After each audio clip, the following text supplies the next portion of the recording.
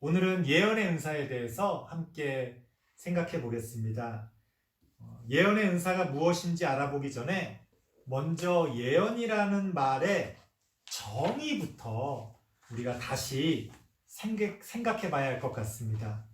이 예언이라는 말을 국어사전에서 찾아보면 이렇게 나옵니다. 앞으로 일어날 일을 미리 알거나 짐작하여 말함, 이렇게 나옵니다. 아마 여러분들도 알고 계신 예언의 뜻이 이걸 겁니다. 하지만 이 국어사전을 보면 두 번째 뜻이 있어요.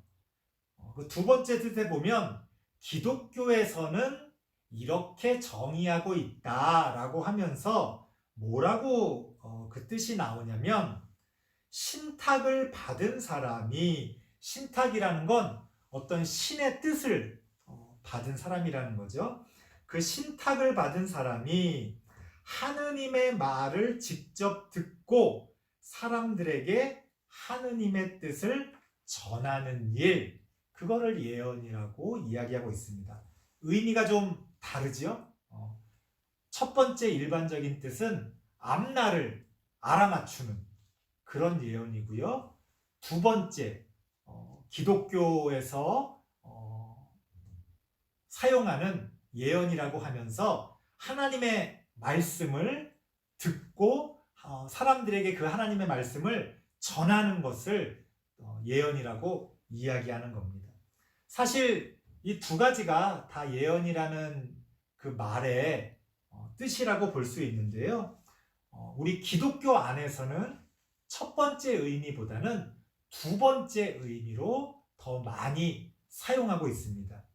그래서 신학책에 나오는 표현으로 바꾸어서 이 예언이라는 말을 정의 내리면 이런 겁니다. 하나님으로부터 영감을 받은 사람이 하나님의 뜻을 사람들이 이해 가능한 언어로서 전하는 일, 이게 예언이라는 거예요. 그러니까 하나님에게 어떤 영감을 받을 때는 하나님이 이래라 저래라, 물론 성경에는 그런 장면들이 나오지만 하나님이 우리 사람처럼 목소리가 있어서 이래라 저래라 이렇게 말씀하시는 건 아니잖아요. 우리가 다양한 방법으로 하나님의 어떤 영감을 받게 됩니다. 그 하나님의 영감을 받은 사람이 그걸 이제 사람들이 이해할 수 있는 언어로, 한국 사람이면 한국말로, 외국 사람이면 그 외국말로, 그런 자신들의 언어로서 사람들에게 하나님의 뜻을 전하는 것을 우리가 예언이라고 하는 겁니다. 그래서 오늘날의 상황에서 제가 다시 쉽게 이 예언이라는 말을 풀어서 아주 쉽게 설명해 드리면 이런 겁니다. 예언은 성경의 말씀을 해석하고 적용하는 일, 바로 그게 예언이라는 겁니다. 그러니까 오늘날 우리 목사들이 하는 일이 예언이에요, 사실. 특별히 어떤 영감을 받아서 앞날을 알아맞히는 게 예언이 아니라 하나님이 우리에게 주신 성경 말씀을 잘 바르게 해석해서 사람들에게 잘 제대로 전하는 것, 바로 그게 예언입니다.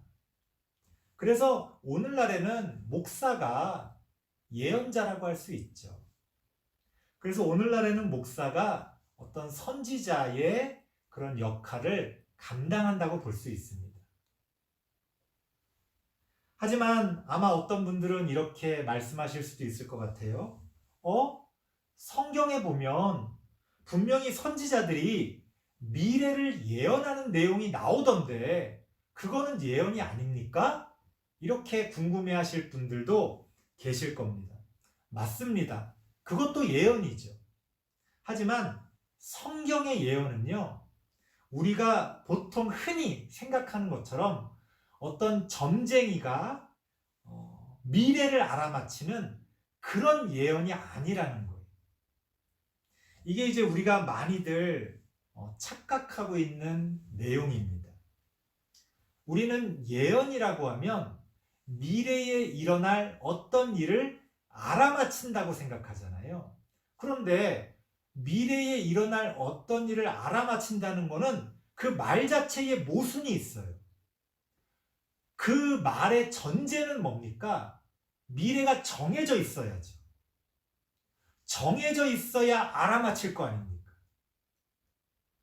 하지만 우리 기독교 신앙에서는 미래가 정해져 있다고 말하지 않습니다. 그러니까 미래를 알아맞힐 수가 없는 거죠.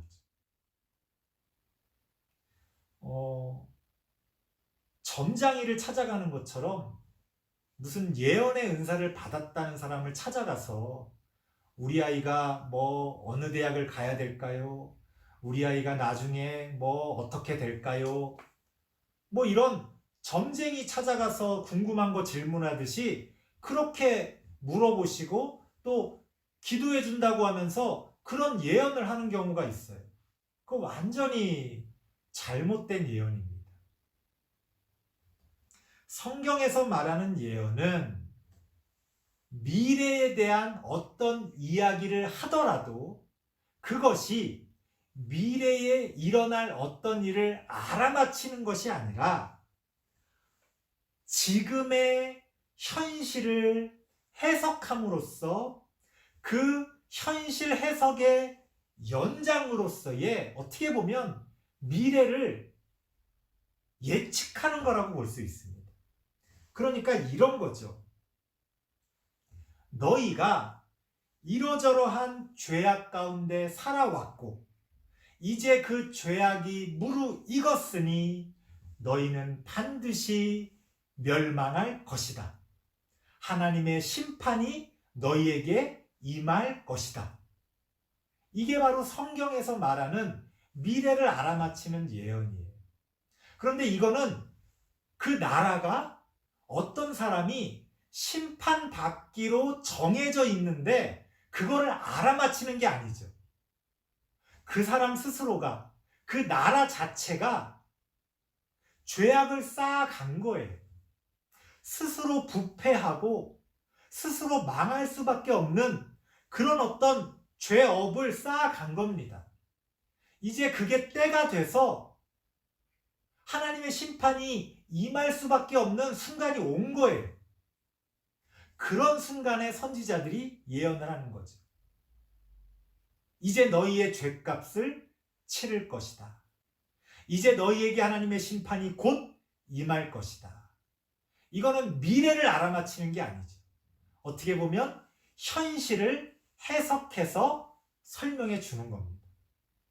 그래서 선지자들의 말은 동일합니다. 이제라도 너희가 회개하고 돌이키면 하나님이 심판하지 않으실 거라는 거예요. 그러니까 미래가 정해져 있는 게 아니죠. 지금이라도 회개하고 돌이키면 되는 거죠. 그럼 미래는 바뀌는 거잖아요. 여전히 현실에 대한 이야기를 하고 있는 거예요. 그래서 우리 기독교 신앙은 굉장히 현실적인 신앙입니다. 지금에 대한 이야기를 하는 거예요. 그러니까 성경의 예언이라는 건 예언이라는 단어를 사용하고 간혹 미래에 대한 어떤 예측을 하기도 하지만 성경의 예언은 어디까지나 현실을 근거로 현실에 대한 하나님 말씀의 해석, 적용을 이야기하는 거지. 그게 바로 성경의 예언이라는 겁니다. 그래서 성경의 예언은 정해진 미래를 알아맞히는 그런 예언이 아니라 현실을 근거로 어떤 필연성을 예언하는 것이다. 그리고 현실의 어떤 이야기들을 우리에게 하나님의 말씀을 통해 바르게 해석하고 적용하는 것이 바로 성경이 이야기하는 예언이라는 겁니다. 자, 이게 바로 예언의 정의라고 할 수 있고요. 지금까지 우리가 예언이라는 말의 뜻이 무엇인지를 알아봤습니다. 이제 본론으로 들어가서 오늘 본문을 근거로 그러한 예언의 은사가 어떤 역할을 하는지 세 가지 정도 나눠서 살펴보도록 하겠습니다. 첫 번째는요, 고린도전서 14장 3절 말씀입니다. 고린도전서 14장 3절 말씀. 우리 같이 한번 읽어볼까요? 시작. 그러나 예언하는 자는 사람에게 말하여 덕을 세우며 권면하며 위로하는 것이요. 예언이라는 게 이런 역할을 감당한다는 거예요. 예언이라는 건 기본적으로 덕을 세우고 권면하고 위로하는 겁니다. 앞서 예언이 성경을 해석하고 적용하는 거라는 말씀을 드렸습니다. 자, 그렇게 우리가 성경을 해석하고 적용함으로써 어떤 결과를 기대할 수 있습니까? 교회와 우리 성도들의 덕이 세워지는 거예요. 덕이 세워진다는 건 성장하고 성숙해져 간다는 거예요. 그리고 바른 길이 어떤 길인지에 대해서 그 예언이 우리에게 권면해 줍니다. 무엇이 옳은지, 무엇이 틀렸는지, 우리가 어떤 길로 나아가야 하는지, 그런 권면이 있다는 거지. 그리고 우리가 고난 가운데 힘들어할 때 그 예언의 말씀이 우리를 위로해 줍니다. 예언의 말씀이 우리에게 소망을 주잖아요. 지금 아직까지는 이루어지지 않았지만 하나님이 우리에게 이루어 주실 그 비전에 대해서 설명해 줄 때 우리가 위로를 받지 않습니까? 그렇게 예언이라고 하는 것은 기본적으로 교회와 또 우리 성도들 가운데서 덕을 세우고 권면하고 위로하는 역할을 한다. 아마 이거는 우리가 익히 잘 알고 있는 그런 어떤 내용일 겁니다. 두 번째는 뭐냐?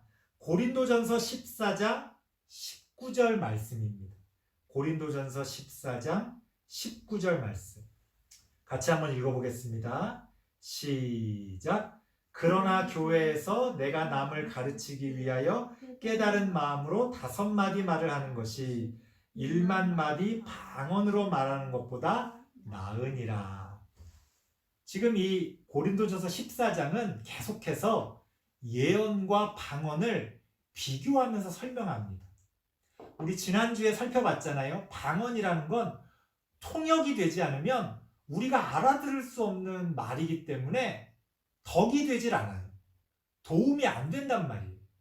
그런데 예언이라고 하는 건 우리에게 하나님의 말씀을 가르치는 것인데 그것은 우리에게 덕이 되죠. 우리가 알아들을 수 있는 말로 우리를 가르쳐 주잖아요. 그러니까 예언이 훨씬 효과적이죠. 그런 면에서 방언보다 훨씬 우리에게 유익하다는 얘기를 하는 거예요. 방언이 더 수준 낮고 나쁘다는 게 아니라 실용적인 측면에 있어서 그렇다는 거예요. 그래서요, 방언이 통역이 돼서 우리가 알아들을 수 있는 말로 바뀌면 방언이 예언이 됩니다. 방언이 예언이 돼요. 그런데 이제 제가 지난번에 말씀드렸지만 저는 방언한다는 사람들은 많이 만나봤는데 통역한다는 사람들은 많이 만나보질 못했어요. 그리고 더 재밌는 사실은 그 통역한다는 사람들이 똑같은 방언을 듣고서 통역이 달라, 내용이. 그러니까 참 신뢰하기가 힘들죠. 그래서 예언이 중요한 거예요.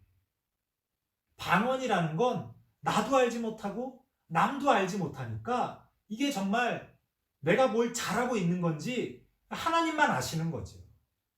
그래서 지난주에도 말씀드렸지만 방언이라는 건 사람들 앞에서 하는 게 아니라 골방에서 하나님 앞에서 내가 개인적으로 하는 게 방언이에요.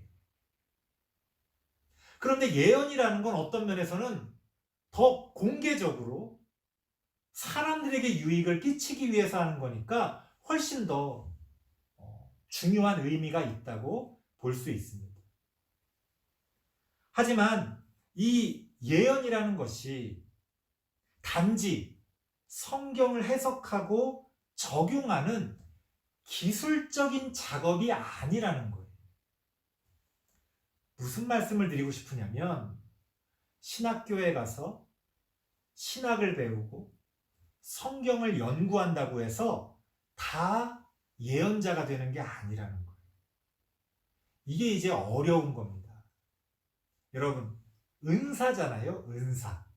은사라는 건 뭡니까? 은사라는 건 다른 말로 하면 은혜라는 건데 하나님이 선물로 주신다는 뜻이에요. 그러니까 모든 은사는요, 하나님이 주신 거예요. 좀 일반적인 말로 바꾸면 타고나는 겁니다. 배울 수 있는 게 아니에요.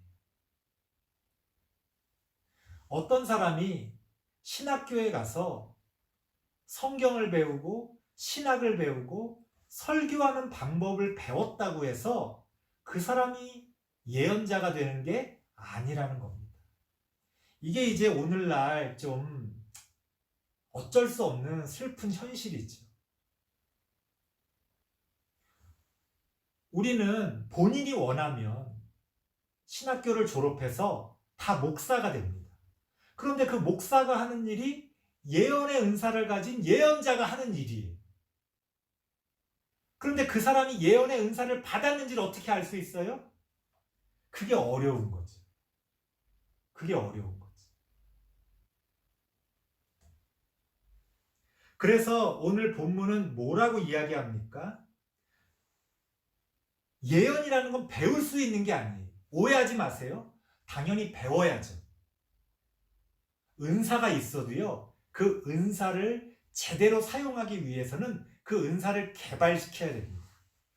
성경을 배우고, 신학을 배우고, 설교하는 방법을 배우고, 또 훈련을 받아야 됩니다. 하지만 하나님께 받은 예언의 은사가 있어야 돼요. 그걸 어떻게 알 수 있습니까? 오늘 우리가 읽은 고린도전서 14장 19절에 보니까 너희가 남을 가르치기 위하여 어떤 조건을 이야기합니까? 깨달은 마음으로 라는 뜻이 나와요. 깨달은 마음으로. 깨닫는 마음이 있어야 된다는 거예요. 이게 예언의 은사의 아주 중요한 조건입니다. 단지 주어진 성경 말씀을, 주어진 신학의 어떤 이론들을 배워가지고 앵무새처럼 사람들에게 전하는 것, 그건 예언이 아니라는 거예요. 예언에는요, 깨달은 마음이 더해져야 돼요. 깨닫는다는 게 무슨 뜻이냐? 사실은 여기에 대해서 좀 깊이 있게 말씀드리자면 너무 어려운 내용이 될 것 같습니다만, 바로 이 깨달은 마음이라는 이 지점이 바로 단순한 성경 공부나 신학 공부를 넘어서는 예언의 은사가 가진 특징이 담겨 있는 거예요. 성경 공부를 아무리 제대로 하고 신학 공부를 아무리 열심히 했어도 이 깨달은 마음이 없다면 예언의 은사가 될 수 없고 하나님이 주신 예언을 바르게 전할 수가 없다는 겁니다. 예언의 은사를 제대로 발휘하기 위해서는 그렇기 때문에 하나님의 말씀을 바르게 깨닫기 위해, 하나님의 말씀을 제대로 깨닫기 위한 그 훈련 과정이 필요해요. 그래서 사도 바울이 예수님을 만난 다음에 완전히 변화됐잖아요. 믿음이 생겼단 말이에요. 그런데 사도 바울이 제자들에게, 다른 예수님의 제자들이나 교회에 곧바로 가지를 않고 광야로 나갑니다. 그래서 일정 기간을 그 광야에서 훈련을 합니다. 그 과정이 바로 깨달은 마음을 갖게 되는 과정이에요. 예수님의 제자들 같은 경우는 예수님과 함께 하면서 그러한 과정들을 겪었죠. 그런데 이제 성령을 받지 못했기 때문에 마지막 불꽃이 튀기지 않았는데 이제 사도행전에서 성령이 임하니까 완전히 다른 사람이 된 거예요. 이게 이제 닭이 먼저냐 달걀이 먼저냐 하는 건데 우리가 열심히 어떤 지식을 습득한 다음에 어느 순간 그것이 임계점을 넘어서면 빵 터지면서 이제 예언의 은사로서의 열매를 맺게 됩니다. 그런 과정들이 있어요. 그래서 이 예언의 은사가 참 쉬우면서도 어려운 거예요. 쉽다는 거는 뭐냐? 어쨌든 열심히 성경 공부를 하고 열심히 신학 공부를 하고 또 이런 가르치는 재능을 갖고 있으면 겉으로 볼 때는 마치 예언의 은사가 있는 것처럼 보여요. 마치 예언을 하는 것처럼 사람들이 느껴집니다. 하지만 정작 열매가 없을 수가 있어요. 왜? 깨달은 마음으로 제대로 된 알맹이가 빠져 있으면 그래요. 이걸 뭐랑 비유할까요? 마치 우리 똑같은 밥을 먹는데 그 군대에서 먹는 밥을 이제 우리가 뭐 짬밥이라고 그러는데 이제 그게 밥을 찌기 때문에 사실은 찐밥이라는 뜻이에요. 찐밥. 그러니까 압력밥솥에 밥을 하는 게 아니라 그냥 끓여가지고 밥을 찌듯이 밥을 하기 때문에 이 밥이 힘이 없어요. 그래서 똑같은 안 좋은 쌀을 쓰는 게 아니에요. 똑같은 쌀을 쓰는데도 먹어도 배가 고파. 영양가도 좀 없는 것 같아. 그런데 집에서 압력밥솥에 엄마가 해준 그런 밥을 먹으면 어떻습니까? 조금만 먹어도 배가 부르고 영양가가 있는 것처럼 느껴지죠. 그게 차이가 있는 거예요. 여러분, 뭐 요새 즉석밥 같은 거 많잖아요. 되게 맛있잖아요. 그런데 집에서 직접 해먹는 밥하고 뭔가 좀 영양가가 다른 것 같은 그런 느낌을 받게 됩니다. 마찬가지. 겉으로 볼 때는 똑같은데 뭔가 그 안에 담겨 있는 뭔가가 다른 거예요. 그래서 예언의 은사도요, 예언처럼 보인다고 해서 예언의 형식을 갖췄다고 해서 다 예언이 아닙니다. 깨달은 마음을 통해 거기에 하나님의 어떤 그 진리의 알맹이가 들어가 있어요. 그래서 제가 항상 말씀드린 게 그거잖아요. 앞서도 제가 예언에 대한 정의를 말씀드리지 않았습니까? 예언이라는 건 미래를 알아맞히는 게 아니라 현실을 바르게 해석하는 거다. 그래서 제가 많이 강조하는 게 그거잖아요. 기독교 진리라는 건 과거에 있었던 어떤 이야기를 반복하는 게 아니에요. 옛날에 만들어졌던 어떤 교리를 반복하는 게 아니라고요.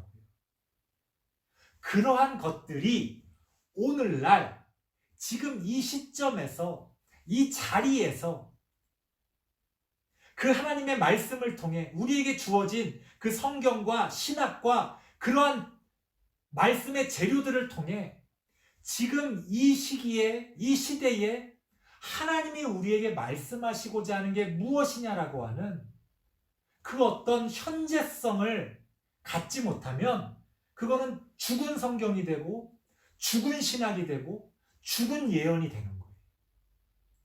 깨달은 마음이라는 게 그런 거예요.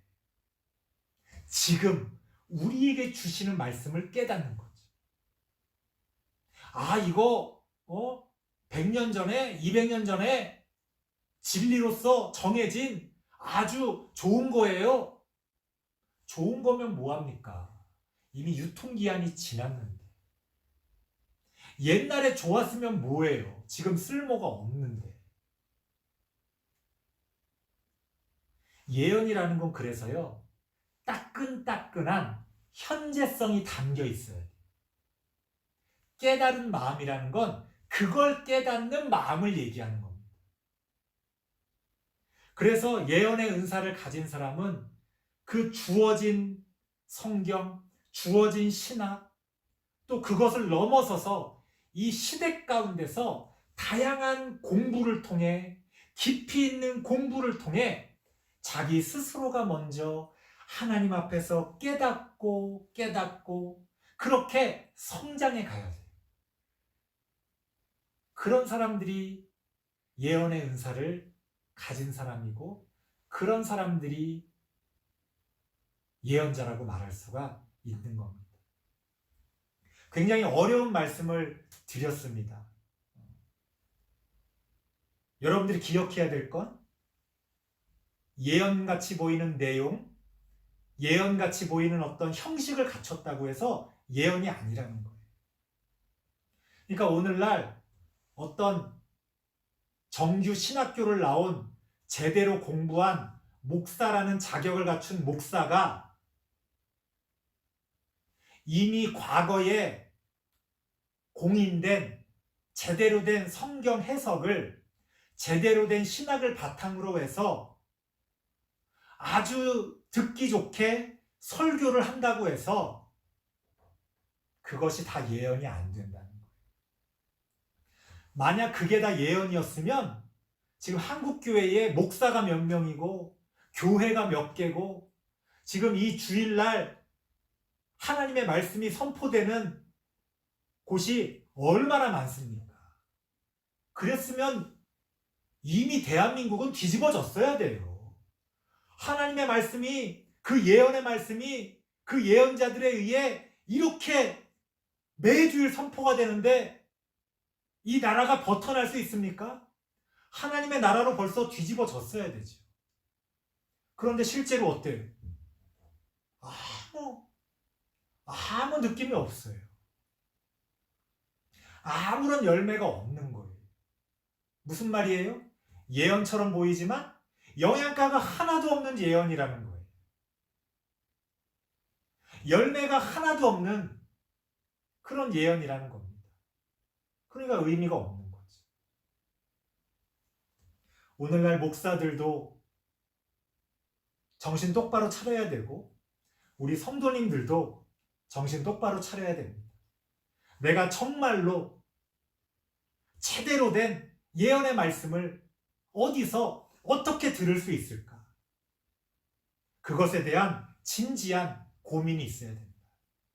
교회라고 해서 다 같은 교회가 아니고 목사라고 해서 다 같은 목사가 아닙니다.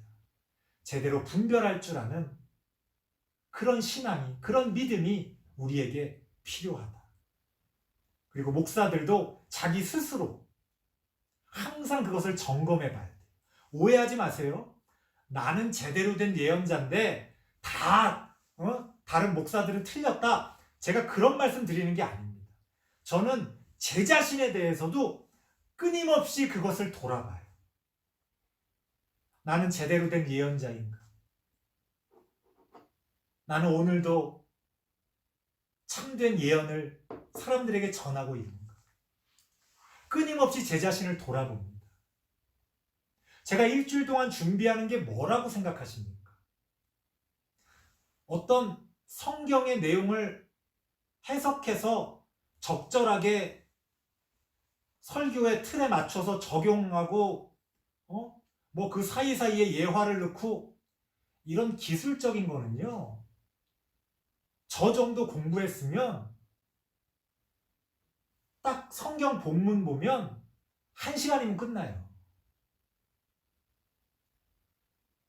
어떤 형태만 갖추려면, 겉보기만 그럴듯하게 갖추려면 힘들 거 없습니다. 설교라는 게. 심지어 그것조차도 안 돼가지고 다른 것들 베껴서 설교하는 사람들도 있다잖아요. 근데 제가 한 주간 동안 묵상하고 준비하고 고민하고 붙드는 건 뭐냐? 그 깨달은 마음을 얻기 위해서죠. 그 깨달은 마음. 왜? 그게 담겨 있지 않으면 아무 소용이 없으니까. 여러분들은 당장 못 느낄 겁니다. 그 차이를 못 느낄 거예요. 그 깨달은 마음이 담겨진 설교와 그 깨달은 마음이 없는 설교를 여러분들 수준에서는 당장 듣기에는 못 느낄 거예요.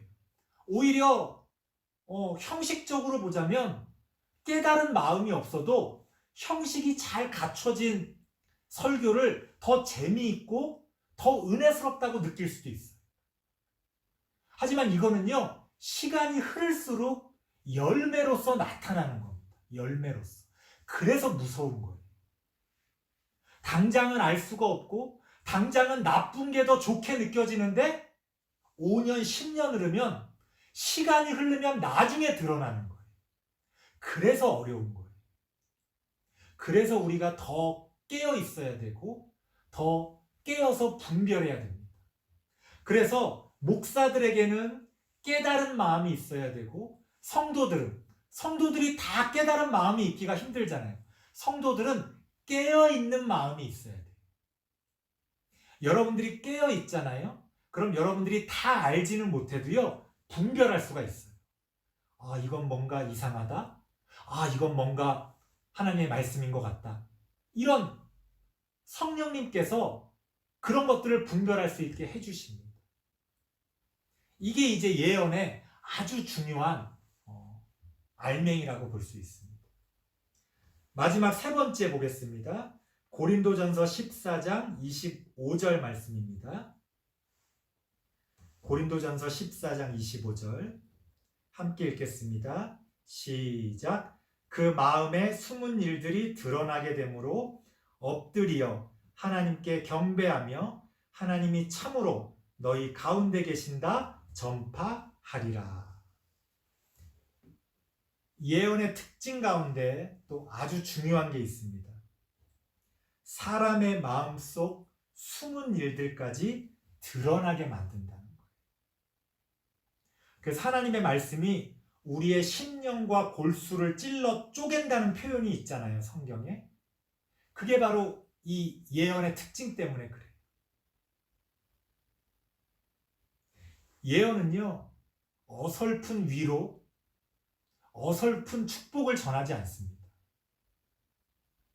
우리의 심령과 골수를 찔러 쪼개는, 우리의 마음을, 우리를 발가벗기고 우리의 마음에 우리가 깊숙이 숨겨놓은, 내 자신조차도 인정하고 싶지 않은 그런 어떤 우리 마음의 숨은 일들까지 드러나게 만들어요. 그래서 하나님 앞에선 거짓을 보일 수가 없는 거예요. 내가 겉으로는 속일 수 있을지 몰라도 우리의 마음속 깊은 곳에서는 절대로 하나님을 속일 수 없습니다. 그래서 예언은요, 듣는 사람들이 싫어해요. 왜? 그게 내 마음에 숨은 것들을 드러나게 하고, 그게 이 시대에 숨은 것들을 드러나게 하니까. 어떤 부조리들을 드러나게 하고, 내 안에 어떤 숨겨진 욕심들을 드러나게 만들고, 그러니까 듣는 사람들이 싫어할 수밖에 없어요, 이 예언. 그런데 놀라운 것은 그 예언 앞에서 사람들이 둘로 갈라진다는 거예요. 어떻게 갈라집니까? 듣기 싫은 건 똑같아요. 부담스러운 거는 똑같아요. 어려운 거는 똑같아요. 그런데 그 말씀을 듣고 하나님의 사람과 성령의 사람들은 그럼에도 불구하고 그 예언의 말씀을 통해 진리를 깨닫고 하나님께 영광을 돌리고자 합니다. 반대로 하나님의 사람들이 아닌 사람들, 그 안에 성령이 없는 사람들은 그 예언의 말씀을 배척하고 거부하죠. 듣기 싫은 거예요. 부담스러운 거예요. 괜히 골치 아프고 어려운 얘기, 부담스러운 거예요. 외면하고 무시합니다. 그렇게 예언 앞에서 양과 염소가 갈라지는 거예요. 굉장히 무서운 거지. 그러니까 참된 예언이 없으면 우리는 다 서로를 속이면서 그렇게 그냥 나 기독교인이야, 나 교회 다녀, 나 믿음 있어 하고 교회를 다니는 거예요. 그런데 참된 예언 앞에서는 그렇게 대충 넘어갈 수가 없어요. 우리 스스로를 돌아볼 수밖에는 없게 만드는 거예요. 가만히 두지를 않아요. 여러분, 제가 목사입니다. 신학을 공부한 지가 몇 년입니까? 이 정도 됐으면 이제는 뭐 인정받은 거 아니에요? 하나님의 사람으로? 이제는 뭐 천국 가는 건 확정된 거 아니에요? 이제는 뭐 옛날처럼 어릴 때처럼 뭐 믿음을 가지고 고민할 일은 없는 거 아니에요? 이 정도 됐으면? 그런데 아니라는 거예요. 예언 앞에서는 우리가 모두 처음으로 돌아갑니다. 저는 설교를 준비할 때마다, 성경을 읽을 때마다, 신학을 공부할 때마다 그 옛날 처음 하나님을 만나기 위해 부르짖고 처음 하나님을 만났던 그때로 돌아갑니다. 똑같은 부담감과 똑같은 열정 가운데서 매달릴 수밖에 없어요. 왜? 예언이 그렇게 만드는 거예요. 예언의 말씀이 나부터 하나님 앞에 그렇게 엎드릴 수밖에 없게 만드는 겁니다. 그게 예언이에요. 그게 예언이에요. 예언은 그렇게 우리가 어떤 사람인지 우리 자신에게 또 사람들에게 보여주게 됩니다. 예언이 바로 그러한 역할을 한다. 설교를 마치겠습니다. 좀 어려운 얘기들을 많이 드렸는데요. 오늘날 우리에게 부족한 게 뭘까요? 예언입니다. 하나님이 우리에게 진정으로 지금 말씀하시고자 하는 그 하나님의 말씀, 그 현재적인 그 말씀, 그 예언으로서의 말씀이 오늘날 우리에게 너무나 부족합니다. 그래서 성경 다른 부분에서도 뭐라고 이야기합니까? 물이 없어서 목마른 것이 아니다. 물은 많아요. 여기서도 저기서도 다 그게 생수라고 하면서 사람들에게 팔고 사람들에게 그 물을 먹입니다. 그런데 우리는 끊임없이 목이 말라요. 왜 그렇습니까? 참된 예수 그리스도의 반석 위에서 흘러나오는 그런 참된 생수로서의, 참된 진리로서의 그런 예언이 부족하기 때문에 목이 마른 거죠. 오늘날 우리는 그런 예언을 회복해야 합니다. 참된 예언을 회복함으로써 교회가 다시 거듭날 수가 있는 거예요. 오늘날 예언의 은사가 바르게 우리 가운데서 발휘될 수 있기를 바랍니다. 예언의 은사를 가진 사람들이 사람들에게 존중을 받고 더욱더 그 예언의 은사를 바르게 펼칠 수 있도록 성도님들의 지지를 받는 그런 한국교회가 되기를 바랍니다. 가짜가 진짜의 자리를 차지하고 가짜가 더 진짜처럼 그 영광을 가로채는 그런 일들이 더 이상 한국교회에는 없기를 바랍니다. 올 한 해 우리 한국교회 안에서 예언의 은사를 회복하는 우리 모든 성도님들 되시길 바랍니다. 기도하겠습니다. 하나님 감사합니다. 하나님, 우리에게는 예언이 있습니까? 우리는 오늘도 예언의 말씀을 듣고 있습니까? 하나님 앞에서 예언의 말씀을 통해 성장하고 열매 맺어가는 우리 모두가 되어질 수 있도록 하나님 함께하여 주시옵소서. 예수님의 이름으로 기도드리옵나이다. 아멘.